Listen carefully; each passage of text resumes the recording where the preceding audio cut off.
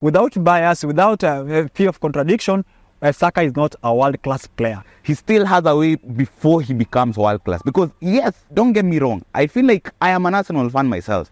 And I believe that Bukayo Saka is an elite player. But for me, you cannot go on spells of like 10 games without scoring goals and then score the occasional goal and still expect to be called world-class. You have to be someone that really makes a difference every match. I believe for one to be called a world-class player or an elite player for that matter, there needs to be some sort of consistency. As you've said, there are leaps and bounds that Bukayo Saka needs to go through before being pronounced or declared a world-class player, because he tends to go off. He tends to become off color. Sometimes he switches off completely in matches that you would have expected him to be the shining light in certain situations.